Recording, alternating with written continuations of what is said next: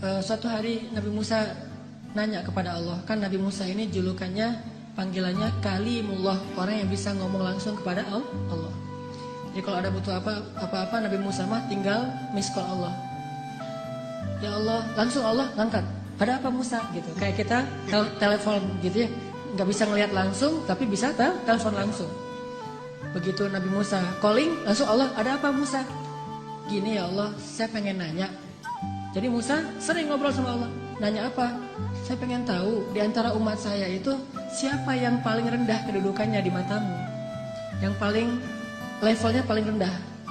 Kata Allah, itu tuh laki-laki seorang kakek yang buta, yang dia itu masbuknya istiqomah banget dalam sholat. Paling istiqomah dalam masbuk. Gak pernah dia sholatnya tepat waktu, pasti masbuk. Ini orang yang paling istiqomah di zamanmu, Musa. Istiqomah dalam kemasbukan. Asal ada sholat, dia pasti paling belakang, datangnya menjelang salam. Jadi kalau ada yang taruh sendal paling belakang itu pasti dia. Kalau ada salam yang kemudian nanti berdiri lagi, pasti dia. Orang yang selalu masbuk, orang tua buta. Oh, itu orang yang paling rendah. Nabi Musa nyari mana? Oh, si kakek itu yang paling rendah nilainya di mata Allah. Setiap hari dilihat dia masbuk sampai suatu hari ketika selesai sholat orang itu udah nggak ada. Nabi Musa telepon Allah. Allah, Musa ada apa? Itu si kakek kemana? Kok nggak datang? Kata Allah, dia sudah meninggal dan sekarang ada di dalam surga. Nabi Musa heran, ya Allah, gimana ceritanya tuh kakek yang nilainya paling rendah, yang nggak ada apa-apanya, yang masbuk sejati, tiba-tiba masuk surga sejak dia meninggal. Apa yang terjadi ya Allah? Allah bilang, ya Musa, suatu hari ketika kakek ini keluar dari masjid, dari tempat ibadah, dia jalan kemudian kesesat gara-gara dia buta, sampai di sebuah tanah yang lapang. Dia menemui seorang laki-laki, kemudian dia bertanya, saya ada di mana sekarang? Laki-laki itu mengatakan, ini kamu sedang berada di tanah lapang, di sebuah lapangan, di sebuah alun-alun. Kemudian kakek ini mengatakan, tidak, sesungguhnya rahmat Allah lebih luas daripada segalanya. Kamu berada di tanah yang luas? Kata dia, tidak, rahmat Allah yang lebih luas. Hanya karena itu, kemudian Allah mengatakan, wahai Musa, sesungguhnya rahmatku mendahului kemarahanku. Sehingga dia masuk surga hanya dengan kalimat, sesungguhnya rahmat Allah lebih luas. Makanya kalau kita nge-tag Allah, nge-mention Allah, libatkan Allah dalam urusan kita, selalu beruntung. Bayangin sekedar mengatakan subhanallahi wa bihamdi subhanallahil azim. Langsung Allah sediakan pohon-pohon kurma yang sangat banyak di dalam surga. Begitu kita baca la haula wala quwata illa billah, Allah sediakan kunuz, harta yang ditaruh di dalam sebuah box yang sangat besar, disimpan di bawah arasy Allah Subhanahu wa taala. Mudah sekali. Karena kalau kita melibatkan Allah, yuridullahu bikumul yusra wala yuridu bikumul usra. Salah kalau orang bilang, aduh gak usah bawa-bawa Allah lah, jadi susah. Enggak. Justru kalau kita bawa-bawa Allah jadi mudah.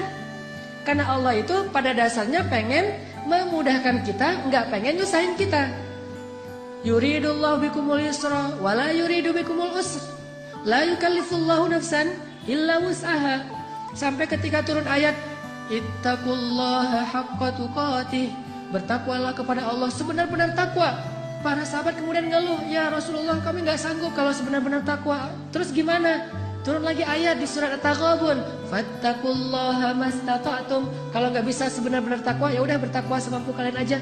Coba lihat, Allah memudahkan urusan hambanya, sehingga kalau kita melibatkan Allah, maka insya Allah Allah akan memudahkan urusan kita. Kisah lagi, mungkin ada 2 atau 3 kisah lagi, bukti bahwa kalau kita melibatkan Allah itu mudah. Ada seorang nenek di zaman Nabi Musa, sudah menikah sekian puluh tahun belum dikaruniai anak. Datang kepada Nabi Musa, ya Nabi Allah, ada apa nek? Saya mau minta tolong.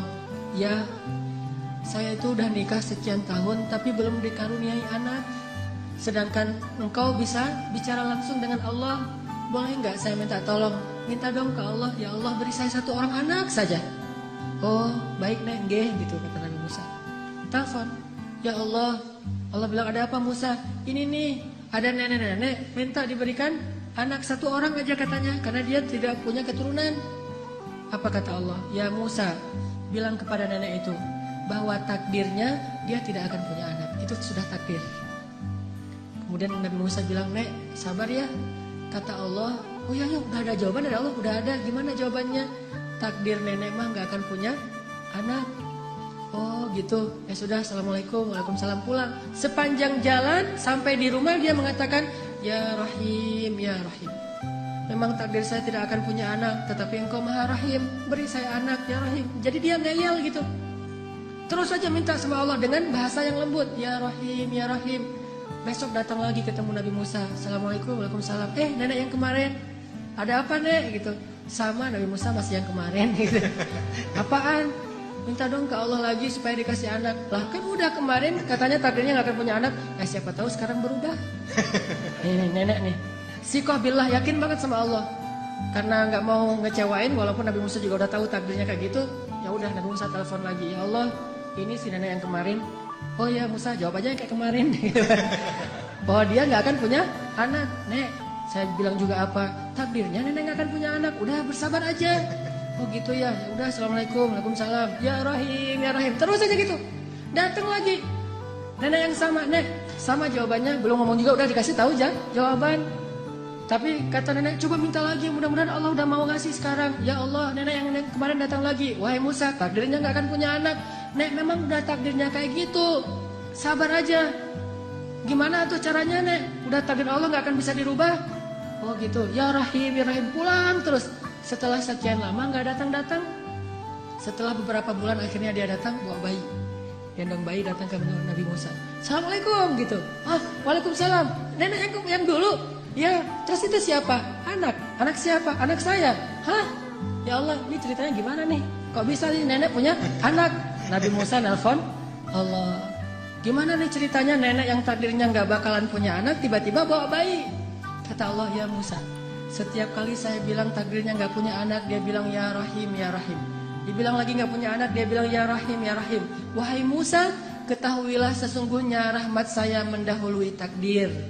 Sehingga dengan rahmat Allah, Allah mengubah takdir nenek ini yang tadi gak punya anak jadi punya anak. Kalau kita baca hadis-hadis Nabi tentang kisah-kisah para anbiya itu luar biasa. Intinya adalah mereka selalu mengandalkan Allah dan selalu mendapatkan janji-janji yang Allah pernah janjikan kepada mereka. Gak pernah kecewa.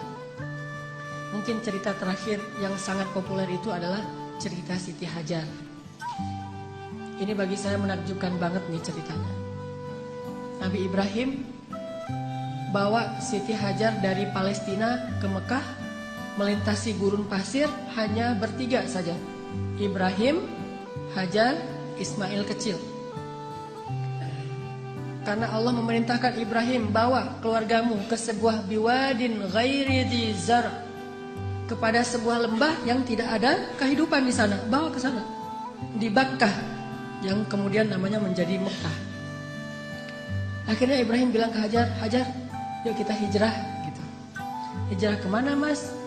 Hajar nggak nanya hijrah kemana? Udah aja, oh hijrah ya, sami'na wa ata'na. Di bawah gitu jalan kaki melintasi padang pasir. Berhenti sebentar di rest area, makan, minum seadanya, lanjut lagi. Gak pernah nanya, mas ini kemana sih kok gak sampai-sampai? Gak pernah Hajar nanya kayak gitu. Atau gak pernah juga dia bilang, mas turunin saya aja di mall itu nanti dijemput lagi. Gak ngomong nurunin di mall mana, di rest area mana, di masjid mana. Ntar kalau udah beres urusannya baru jemput lagi. Gak, sami'na wa ata'na. Ini istri soleha banget. Ikut aja gimana kata suami. Sampai udah di lembah yang tandus, baru Ibrahim mengatakan, ya Hajar, disinilah tempat yang dijanjikan. Tinggallah kita di sini. Ya siap, sami'na wa ata'na. Tinggal bikin tenda kecil untuk bayinya. Hari kedua setelah tinggal di situ, baru Ibrahim bilang, ya Hajar, saya akan kembali ke Palestina. Tinggallah kalian di sini.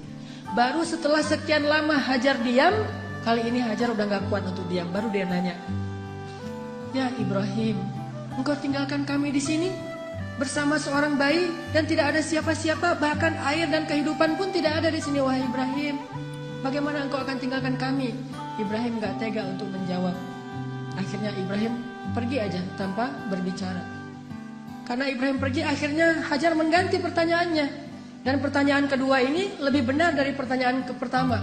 Kalau pertanyaan pertama, gimana engkau meninggalkan kami sendiri? Pertanyaan yang keduanya adalah Hajar tanya kepada Ibrahim, ya Ibrahim, Allahu amaraka bihada? Apakah Allah yang menyuruhmu melakukan ini? Ibrahim mengangguk, ya ini perintah Allah. Apa kata-kata Hajar? La yudayyi'anallahu idzan. Kalau begitu pergilah wahai suamiku, Allah tidak akan mengecewakan kami. Ini namanya keep the faith. Kalau udah libatin Allah, berubah semuanya. Kalau tadi khawatir, galau, sedih, takut, tapi begitu nanya Allahu amaraka bihada, yang menyuruh kamu melakukan ini wahai Ibrahim? Ya kata Ibrahim, la yudayyi'anallahu idzan. Kalau gitu pergilah wahai suamiku, Allah tidak akan mengecewakan kami. Jadi kalau ada suami pergi tiba-tiba, kemana mas? Itu pertanyaannya salah, nggak usah dijawab. Tapi kalau nanyanya, mas ini Allah yang nyuruh, ya oh pergi aja. Gak apa-apa juga sebulan, setahun, Allah tidak akan mengecewakan kami. Kemana ternyata? Ikut taklim, ikut mungkin ada itikaf di mana. Kalau Allah yang nyuruh, maka istri akan tenang. Tapi kalau bukan Allah yang nyuruh, ini kenapa mas kok pergi? Allah yang nyuruh, bukan tuntutan sosial media. Ada yang lagi harus saya selesaikan, ada yang jadi selebgram, saya pengen deketin. Nah, ini baru namanya perlu khawatir. Tapi kalau Allah yang nyuruh, insya Allah aman. Pergilah Mbak Ibrahim, Allah gak akan ngecewain kami. Ibrahim pergi, kemudian kita tahu adegannya, ternyata kehabisan air, Ismail nangis-nangis, Hajar lari antara Safa dan Marwah. Allah gak mengecewakan mereka dan memberikan air yang tidak pernah berhenti mengalir sampai hari ini. Dan itu air mukjizat banget loh. Gimana mukjizat? Kalau lagi banyak jamaah haji atau umroh di Mekah, air itu tidak akan kekurangan. Setiap hari orang minum air Zam-Zam. Kalau saya lagi umroh tuh selain minum, bahkan setiap hari dibawa dalam botol aqua. Kita kalau pergi ke masjid itu bawa botol aqua kan ya, terus ngisi air Zam-Zam. Di dalam hotel kita nggak pernah minum air aqua dari hotel, selalu minum Zam-Zam yang dibawa dari masjid. Bayangin, dalam sehari 5 kali orang membawa air Zam-Zam setiap waktu sholat, dan jumlah jamaahnya itu bisa sampai 3 juta kalau musim haji. Lalu ketika mereka pulang, mereka membawa minimal 5 liter air Zam-Zam di seluruh dunia, sebanyak 3 juta orang. Air Zam-Zam tidak mengering, keluar sebanyak-banyak yang dibutuhkan. Tapi begitu haji selesai, umrah belum dibuka, Mekah sepi. Tidak ada yang umrah kecuali orang lokal saja. Paling-paling ratusan orang, tidak sampai 1000 orang. Tapi walaupun yang datangnya sedikit, yang minumnya sedikit, air Zam-Zam tidak membanjiri kota Mekah. Ini namanya berkah. Kalau butuh banyak keluar banyak, kalau butuh sedikit keluar sedikit. Bukan pas butuh banyak airnya putus, atau pas butuh sedikit airnya jadi banjir, soalnya biasanya keluarnya banyak. Enggak kayak gitu Zam-Zam, sangat berkah.